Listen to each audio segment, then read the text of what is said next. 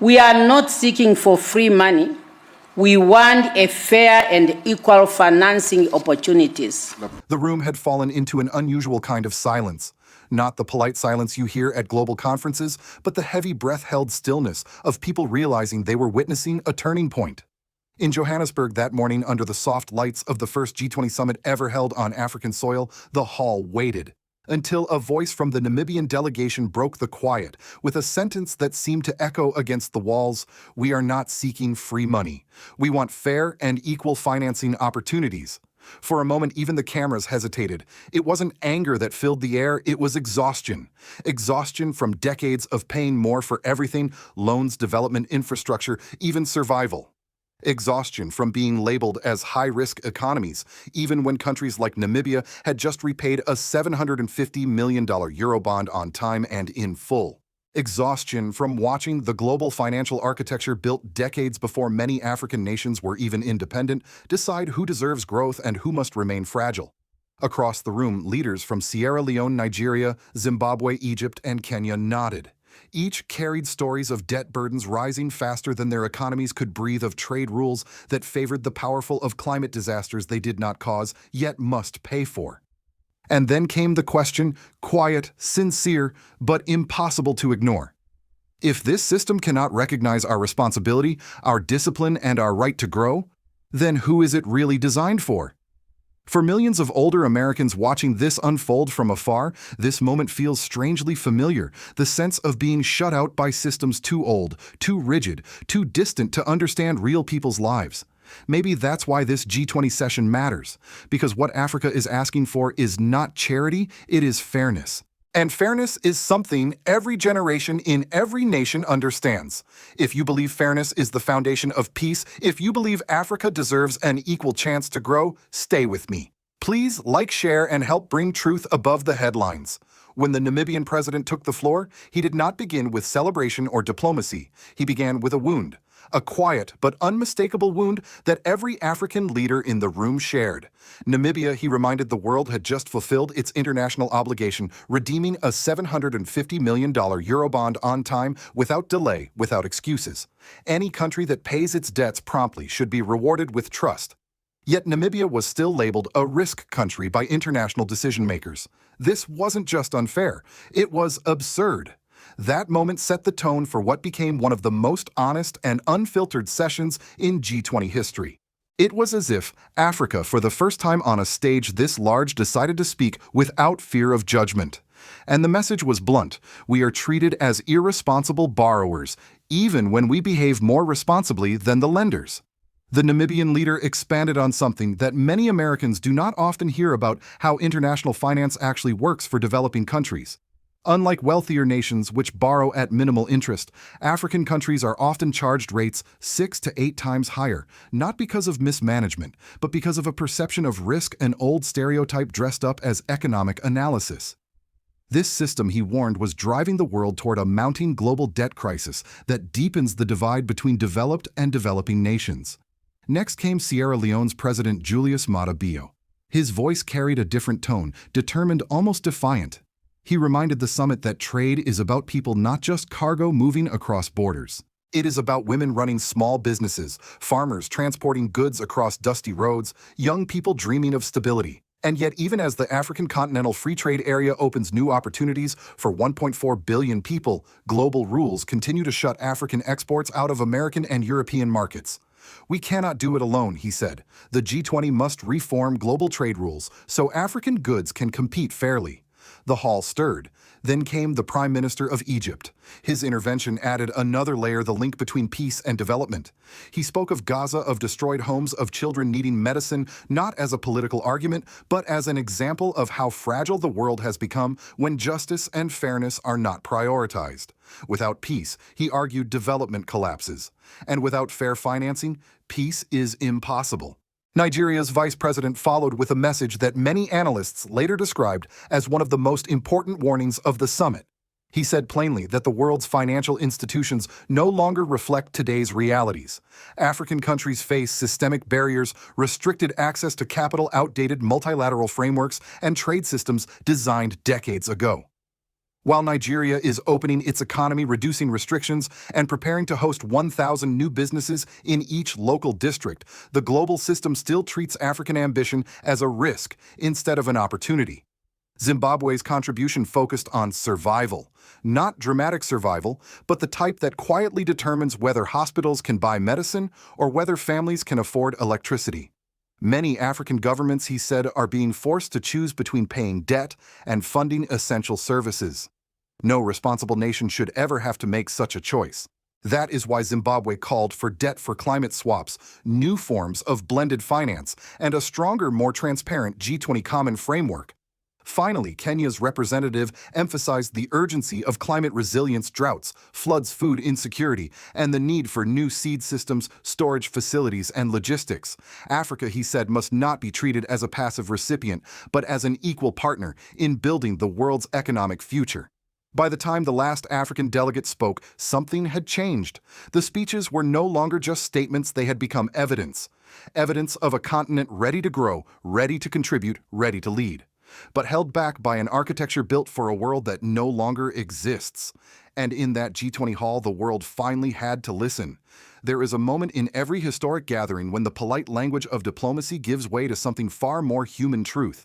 At this G20 summit, that moment arrived when a second African leader repeated the same sentence that had opened the session: "We are not asking for free money. We are asking for fairness." It was no longer a statement. It had become a chorus. As the words traveled across the hall, one could see advisors whispering urgently behind Western delegations. Pens paused mid-air. Some ministers leaned forward, others leaned back as if absorbing a blow they had not expected. Because the accusations were no longer veiled. They were direct, unembellished, and backed by decades of lived reality. The climax came when Sierra Leone's president delivered a line that would later circulate across global newsrooms. Africa does not lack ambition. Africa lacks affordable capital. It was the kind of sentence that pierces through noise because it is simple, unarguable, and painfully true. The silence that followed felt heavier than applause. He then laid out the numbers no one in that room could ignore. African countries pay interest rates up to 8 times higher than wealthy nations. More than 20 African countries are at high risk of debt distress. Billions of dollars are drained every year to service debt instead of building schools, hospitals, and roads. Africa contributes less than 4% to global emissions, yet bears some of the worst climate disasters. These facts, delivered in steady, unshaking tones, pushed the session into emotional territory. For many leaders, this wasn't politics, it was survival. The Egyptian prime minister added to the crescendo by bringing in the ongoing devastation in Gaza. He spoke about the link between global peace and economic fairness, urging the world to understand how fragile societies collapse when justice is uneven. His plea was not just about Gaza. It was a message to the West: the structures built to maintain stability were now fueling instability. Then Nigeria's vice president took the floor. He did not raise his voice, but the urgency was unmistakable. He warned that if global financial institutions continue operating with outdated frameworks, Africa will look elsewhere for partners who respect its sovereignty and potential. It wasn't a threat. It was a statement of fact. In a world where BRICS plus the Gulf states and Asian economies offer alternative financing, the old architecture no longer holds a monopoly. Observers noted a visible shift on the American and European sides of the room. They had come expecting routine speeches, polite acknowledgments of inequality, familiar calls for reform. What they encountered instead was a united continent challenging the intellectual foundation of the global financial order. Zimbabwe's intervention deepened the tension. The vice president described a reality that hit the Western conscience hard. Some nations were being forced to choose between paying creditors and providing essential services.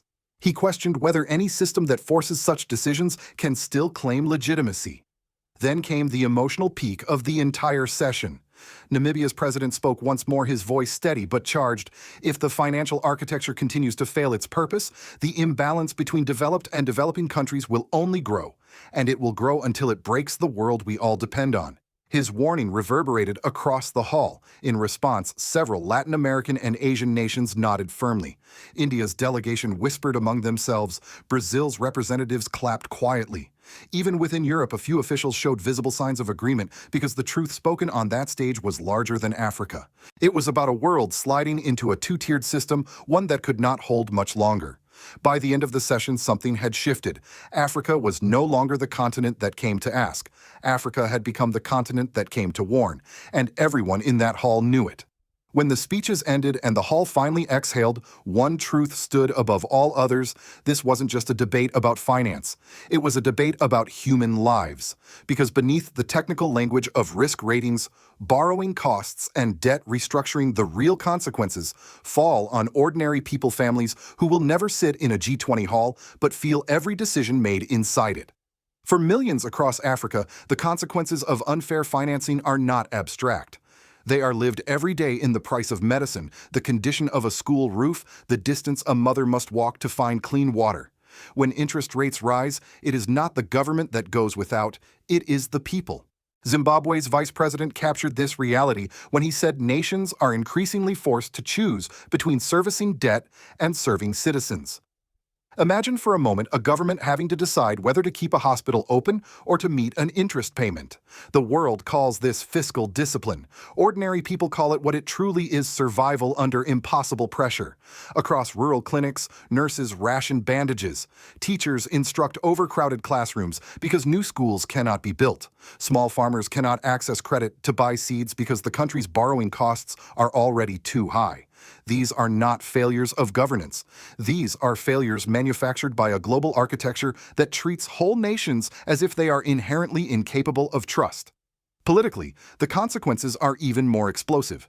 As public frustration grows, leaders who align too closely with Western financial institutions risk losing legitimacy at home. Citizens see their governments trying to cooperate, trying to honor debt obligations, trying to stabilize the economy, yet being punished with labels like high-risk, fragile, and unbankable. These labels do not just hurt economies, they divide societies. In many countries, elections become battles over who can break free from the debt trap. Protests rise when fuel prices increase because exchange rates collapse under the weight of external debt. Rural communities feel abandoned. Urban youth blame the global order, not their governments. This is not just economics. It is the seedbed of political instability. And instability rarely stays contained. When a nation becomes fragile, its borders become fragile. Migrations rise. Food insecurity deepens. Extremist groups exploit despair. Entire regions feel the shockwaves. African leaders reminded G20 that the cost of injustice is always higher than the cost of fairness. A world that refuses to repair inequality eventually pays for it in far more dangerous ways. But amidst these warnings, one thread appeared again and again. If financing were fair, everything could change. Fair credit would allow African nations to build the infrastructure they need, strengthen local industries, modernize agriculture, and create millions of jobs. It would stabilize currencies, improve hospitals, expand education, and strengthen the democratic institutions that depend on economic security.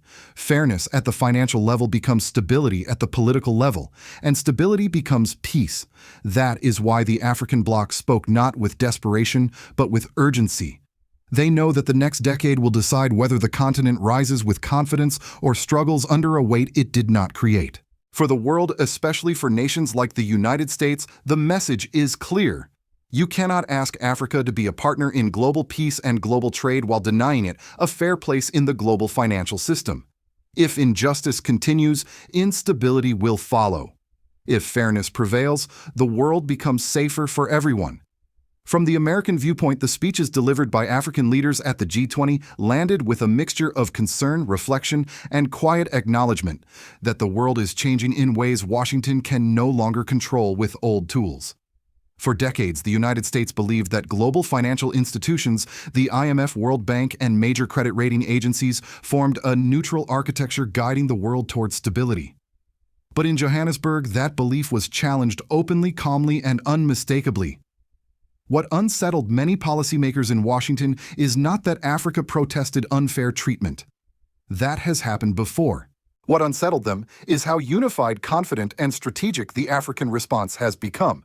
This was not a continent asking to be rescued. This was a continent announcing its readiness to choose its partners on its own terms.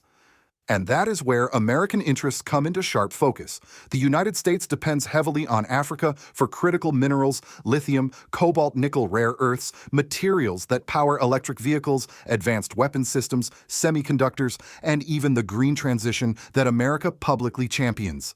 If African nations shift toward BRICS plus financing or deepen ties with China, Russia, the Gulf states, or Turkey, the U.S. risks losing long-term access to the very resources it needs for future security and competitiveness. That fear was visible in the American delegation's tight expressions during the session. Because when Sierra Leone, Namibia, and Nigeria repeated that they would look elsewhere for capital if G20 frameworks do not change, it was not rhetorical. It was a roadmap. Meanwhile, Europe faces its own reckoning. With economic growth stagnating and energy prices rising, European nations know they cannot afford a future in which Africa bypasses them entirely. Several EU representatives subtly signaled agreement during the summit, not out of charity, but out of necessity. Asia, on the other hand, responded with a kind of quiet encouragement. India, Brazil, Indonesia, and Saudi Arabia nodded publicly. They have long argued that the global financial system is outdated and unfair. Africa's boldness gives their own reform agenda more strength. As for BRICS nations, the reaction was almost triumphant. Every African complaint about interest rates, credit ratings, and systemic bias aligns perfectly with BRICS' push to build alternatives outside U.S. influence. For years, America assumed that Africa would never truly pivot away. But now, with leaders like those from Namibia, Nigeria, and Kenya speaking with unwavering clarity, Washington must confront the possibility that the world's youngest continent is preparing to define the next century on its own terms. Still, many older Americans might view this moment through a different lens, not as a threat, but as a reminder of their own history. The United States itself once demanded fair treatment from empires, once fought to break free from financial dependence, once insisted that opportunity, not charity, should define its future. In that sense, Africa's message echoes the same values Americans claim to hold dear: fairness, sovereignty, and the belief that every society deserves the chance to rise. In the end, the world heard Africa speak with one voice. The question now is whether America will respond with humility and partnership, or with hesitation and fear of losing influence. Because Africa has already made its position clear, if fairness is offered, America will find a strong ally. If fairness is denied, the world will realign without waiting. As the G20 session in Johannesburg drew to a close, one could feel a quiet shift settling over the room, something subtle, yet irreversible. Africa had not come to plead for sympathy. It had come to clarify a boundary. A continent once spoken for had now spoken for itself, and it spoke with a clarity the world could not mistake.